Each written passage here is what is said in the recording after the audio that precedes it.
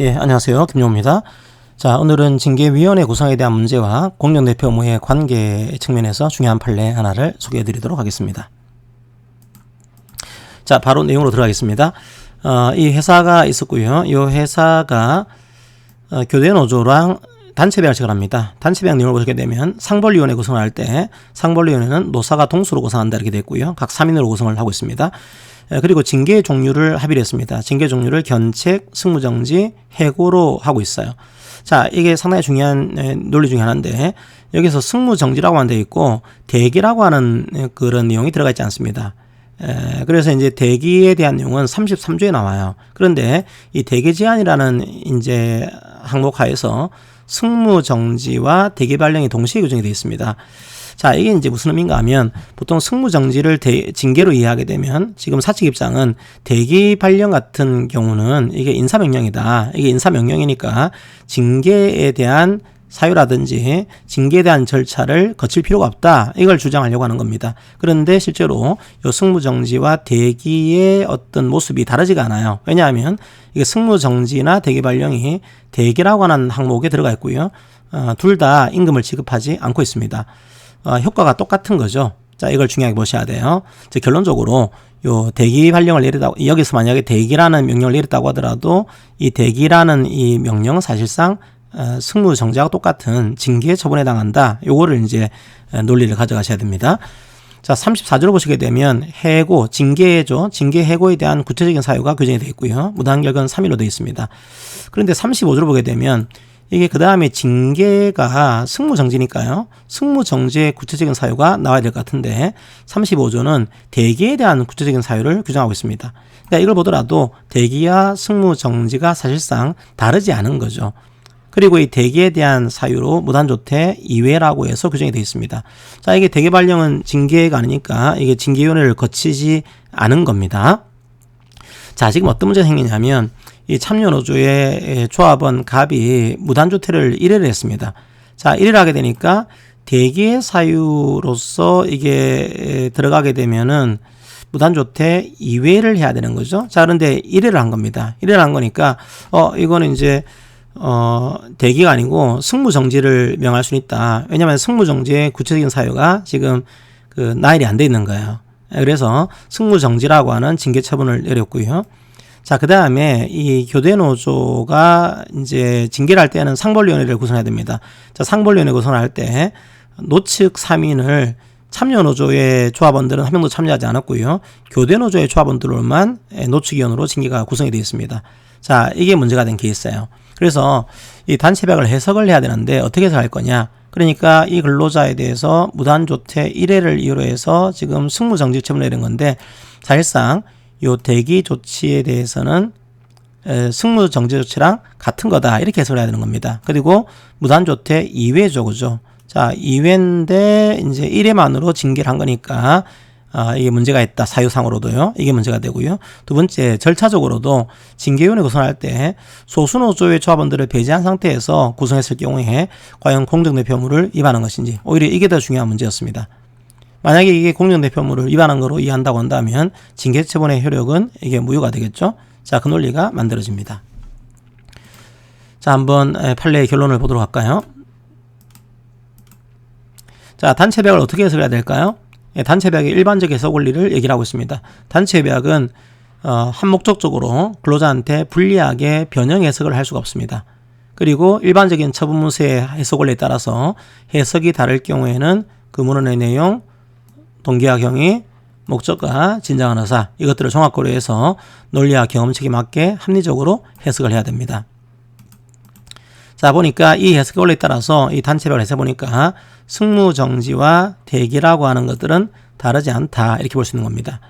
자, 그런데 이 35조는 대기인 경우에는 이게 징계가 아닌 거니까 상벌위원회 의결을 거칠 필요가 없다. 그냥 인사명령 형식으로 대기 조치를 취할 수 있다. 이렇게 해석을 하게 되면요. 이 해석은 근로자한테 불리한 변형 해석이 되겠죠.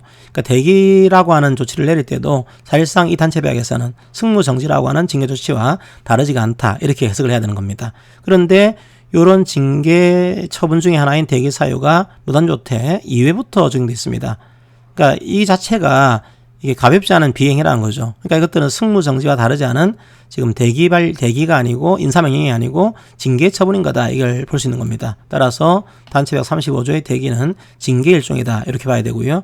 그런데 이제 승무정지를 했잖아요. 근데 승무정지가 1회만 했는데 승무정지를 했습니다. 안 되는 거죠. 왜냐하면 대기와 승무정지가 사실상 같은 내용인 거니까 2회를 해야 되는 겁니다. 1회를 이유로 해서 징계를 한 거니까 요거는 내용상으로도 단체벽 35조. 자, 대기를 무단조퇴 2회를 쓸 경우에 할 수 있는 건데 이 대기와 승무정지는 같은 처분이고 따라서 1회 조퇴를 위해서 이 대기, 승무정지를 한 것은 내용상으로 단체벽에 위반된다. 자, 이것들을 얘기를 하게 됩니다. 자, 두 번째로 절차적으로 과연 공정노예표무를 위반한 거냐 이걸 얘기를 하게 돼요. 공정노예표무가 나오게 되면은 항상 공정노예표무의 취지가 뭔지 기능이 뭔지를 얘기를 해야 됩니다. 그 취지는 참여한 소수노조를 그리고 조합원을 보호하겠다는 거죠. 기본적으로. 자, 그리고 이 대표 의무는 상당히 중요한 문거다. 왜냐하면 헌법상의 교섭권의 본질 내용이 침해되지 않도록 하기 위한 제도적인 장치인 거다 얘기를 하고 있고, 두 번째로 이 단체배학 효력이 참여한 다른 노조에게 미치는 것을 정당화시키는 근거가 된다. 그러니까 상당히 중요하다는 거죠. 자, 이렇게 중요한 취지와 기능을 가지고 있다 보니까 이 단체배학은 단체교섭의 과정이나 단체배학의 내용뿐만 아니고 단체배학의 이행 과정에서도 준수가 돼야 된다. 자, 그러면 이제 이것들에 대한 공정노예표무는 합리적인 이유 없이 차별해서는 안 되는 의무예요. 그때 차별의 합리적인 이유가 있다. 요 내용을 교대노조나 사용자가 입증을 해야 됩니다. 자, 그런데 이제 아까 본 내용대로 과연 징계위원회를 노사 동수로 구성하도록 했는데 이때 소수노조의 그 조합원들을 배제하고 교대노조의 조합원들로만 근로자측위원을 선임했다. 이게 과연 공정노예표무에 위반되는 것인지 최초의 판례로 볼 수 있습니다. 한번 볼까요? 자, 징계위원회를 노사 동수로 구성하고 근로자측위원을 노동조합이 지명하고 위촉하도록 규정이 되어 있죠. 이 경우에 소수노조의 조합원들을 배제하고 교대노조의 조합원들로만 근로자측위원으로 선임했다면 우리 판례 기본 입장은요. 특별한 사정이 없다라고 한다면 이거는 소수노조와 조합원을 합리적인 이유 없이 차별한 게 맞다. 그래서 공정노예표 의무 위반에 해당한다라고 판례는 보게 됩니다. 왜 그럴까요? 이유를 두 가지로 얘기합니다. 이게 징계위원회 할 때 노사 동수의 구성은 두 가지의 목적을 가지고 있습니다. 하나가 절차적인 공정성을 확보하겠다. 이 목적. 두 번째가 사측의 징계권 남용을 견제하겠다. 이 목적을 가지고 있어요.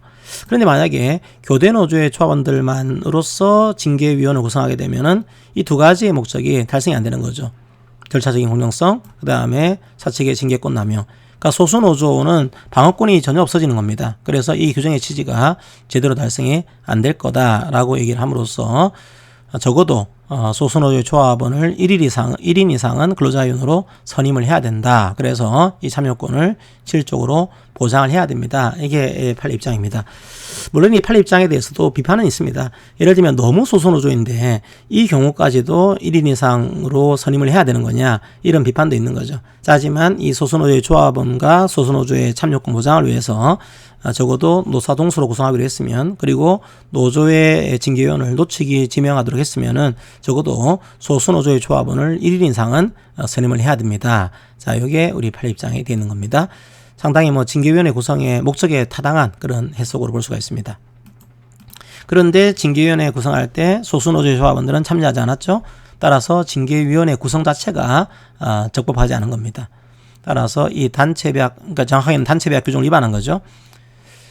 그래서 공정노예표 의무를, 그러니까 사측이 이 법상의 공정노예표 의무를 위반해서 징계위원회 구성한 거죠. 그리고 이 징계위원회는 공정노예표 의무를 위반한 징계위원회. 이 의결을 거쳐서 했기 때문에 이 징계 처분도 절차상 중요한 하자가 있습니다. 무효가 되는 거죠. 아무리 징계 사유가 있다고 하더라도 설사 아까는 그 징계 사유도 인정이 안 됐죠. 그런데 설사 징계 사유가 인정이 된다고 하더라도 절차상 중요한 하자가 있어서 무효가 됩니다. 즉, 이 단체배학 규정은 즉 상벌위원회 구성에 대한 이 규정은 중요한 절차에 관한 사항에 해당합니다. 이걸 위반해서 징계했기 때문에 절차적으로도 무효가 됩니다. 따라서 사측이 공정노예표무를 위반해서 징계위원회 구성을 했고요. 자, 이 징계위원회 구성은 단체 계약상의 그런 규정을 위반한 거죠. 즉 공정대표 의무를 위반해서 지금 된 겁니다. 따라서 사유가 있는 데는 여부 관계없이 절차상에 중대한 하자가 있기 때문에 무효로 보겠다. 이 판례로 여러분들이 이해하시면 되겠습니다. 자, 좀 내용이 길어서 좀 급하게 진행을 했습니다. 그래서 상당히 중요한 내용이니까 좀 이해가 안 되시는 부분들도 다시 판례를 찾아가시면서 정확하게 이 내용을 이해하시면 좋겠습니다. 자, 오늘 판례 강의는 이것으로 마무리하겠습니다. 감사합니다.